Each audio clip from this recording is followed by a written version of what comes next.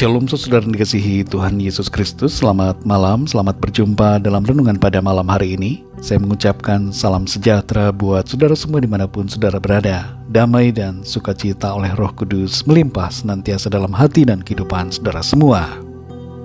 Sebelum kita mendengarkan renungan firman Tuhan, mari sama-sama kita berdoa.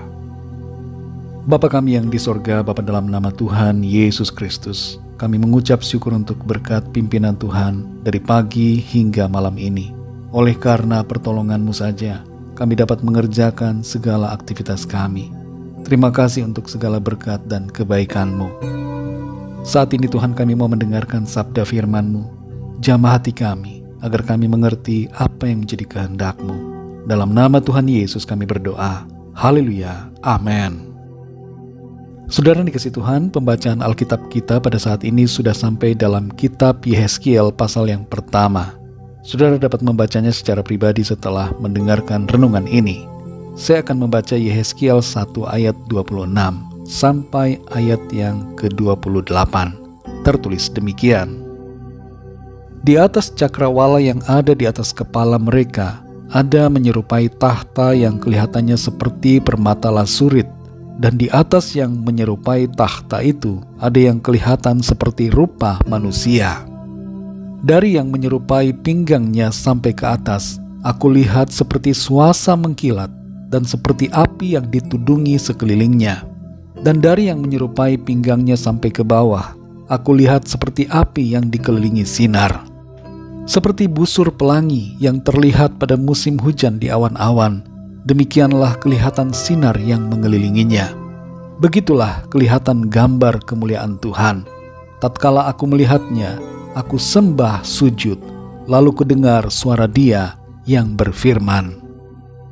Saudara yang dikasihi Tuhan, Yehezkiel adalah seorang nabi yang ikut dibawa ke dalam pembuangan di Babel. Nama Yehezkiel mengandung arti Tuhan menguatkan. Umurnya saat dibawa ke Babel adalah sekitar 25 tahun. Dan setelah 5 tahun berada di Babel, ia mendapatkan panggilan Tuhan untuk melayani sebagai nabi. Seperti Musa dan Yesaya yang mengalami suatu pengalaman ilahi berupa perjumpaan pribadi dengan Tuhan sebelum mereka masuk dalam pelayanan, Yehezkiel juga mengalami pengalaman yang luar biasa sebelum ia ditetapkan untuk melaksanakan panggilan Tuhan. Penglihatan Nabi Yehezkiel begitu menakjubkan dan sulit untuk dimengerti dengan pikiran kita manusia.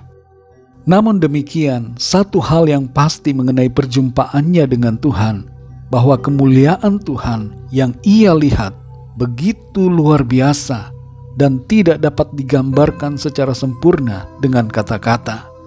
Kemuliaan Tuhan itu memancar demikian dahsyat dan menakjubkan dan membuat Yehezkiel sujud menyembah. Dalam ayat-ayat ini Yehezkiel menyatakan tentang apa yang dilihatnya tentang Tuhan yang begitu mulia. Dan Tuhan yang ia lihat itu duduk di atas tahta dan wajahnya dikatakan dalam ayat 26 seperti rupa manusia. Yehezkiel sesungguhnya melihat pribadi Tuhan Yesus Kristus yang bertahta dalam kemuliaannya sebelum ia datang ke bumi dalam rupa manusia biasa. Allah dalam rupa manusia bukanlah sesuatu yang aneh dan mengherankan, sebab kita diciptakan menurut gambar dan rupa Allah. Dalam Kejadian 1 ayat 26 di situ tertulis, berfirmanlah Allah, baiklah kita menjadikan manusia menurut gambar dan rupa kita. Dengan demikian dapat kita pahami, saudara, bahwa Allah memiliki penampakan yang serupa dengan kita manusia. Saudara yang dikasihi Tuhan, saat Yehezkiel melihat kemuliaan Tuhan, bagaimana responnya? Ia sembah dan sujud kepada Tuhan. Respon Yehezkiel menunjukkan sikap merendahkan diri di hadapan Tuhan. Kalau kita mengalami dan melihat apa yang Yehezkiel lihat dan alami, kita juga akan melakukan hal yang sama, yaitu sujud merendahkan diri di hadapan Tuhan yang kudus. Kita akan diliputi oleh kemuliaan Tuhan dan menyadari keberdosaan dan ketidakberartian diri kita. Kita akan tersungkur di hadapan Tuhan karena rasa hormat dan kagum akan kemuliaannya, akan kekudusannya dan akan kasih-Nya. Pernahkah kita tersungkur di hadapan Tuhan? Pernahkah kita menyadari betapa hebatnya Tuhan, betapa maha besarnya Dia, maha mulianya Tuhan, dan betapa kecilnya diri kita? Sudahkah kita menyadari betapa kita membutuhkan Tuhan, dan betapa kita seharusnya mengambil sikap rendah hati dan merendahkan diri di hadapan-Nya? Mari kita sadari, saudara, betapa kecilnya diri kita ini dan betapa maha besarnya Tuhan. Dalam Kejadian 18 ayat 27, Abraham berkata, "Aku ini debu dan abu." Abraham sadar siapa dirinya. Biarlah kita juga menyadari siapa kita di hadapan Tuhan. Dan karena itu mari kita merendahkan diri dan bersikap rendah hati di hadapan-Nya. Tuhan terlalu agung, terlalu suci dan terlalu mulia bagi kita. Jangan kita menyombongkan diri, tapi mari kita miliki rasa takut dan hormat akan Tuhan, serta mengasihi dan menyembah-Nya dalam sepanjang hidup kita. Mari kita berdoa, saudara. Bapa, dalam nama Tuhan Yesus Kristus, kami menyadari lewat kebenaran firman-Mu betapa mulianya Engkau Tuhan, betapa maha besarnya dan maha agungnya Engkau ya Allah, dan betapa kecilnya diri kami di hadapan-Mu. Ampuni kami Tuhan, yang sebagai manusia seringkali kami menyombongkan diri kami, menganggap diri kami seperti Tuhan. Kami merasa diri kami hebat, kami merasa diri kami tinggi, besar, dan berkuasa. Ampuni kami ya Tuhan.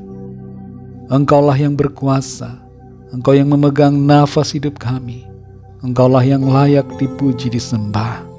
Kami sujud menyembah Engkau Tuhan. Kami merendahkan diri kami di hadapan-Mu. Ampuni kami akan segala dosa kesalahan kami.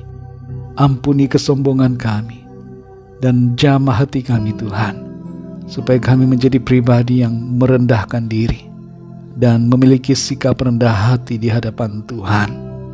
Bukan Tuhan yang memerlukan kami, tapi kamilah yang memerlukan Tuhan dalam hidup kami. Tolong kami supaya kami senantiasa menyadari akan keberadaan diri kami di hadapan-Mu. Terima kasih Tuhan untuk kebaikan-Mu, untuk kasih-Mu bagi kami. Engkau yang agung, suci dan mulia, mau mengasihi dan peduli kepada kami. Bahkan Engkau telah datang sebagai manusia untuk menebus dan menyelamatkan kami. Terima kasih untuk anugerah-Mu dan kasih-Mu kepada kami. Berkati kami Tuhan di sepanjang malam hari ini, dalam istirahat kami. Lindungi kami dengan kuasa dan kasih-Mu. Berikan kami tidur yang nyenyak, dan bangunkan kami kembali besok pagi dengan kekuatan baru. Tubuh yang sehat diberkati Tuhan, untuk kami pakai memuliakan nama Tuhan.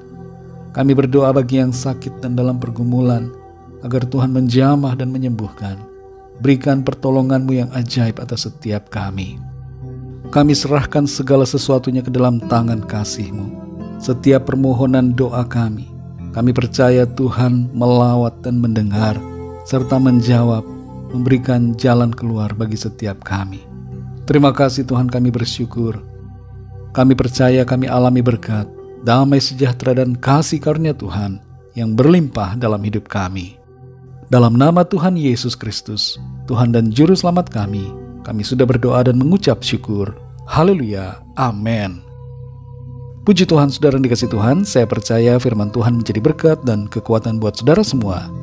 Dan Roh Kudus akan menolong saudara untuk lebih lagi memahami kebenaran firman Tuhan. Tuhan Yesus memberkati saudara semua. Sampai jumpa dalam renungan yang berikutnya. Haleluya.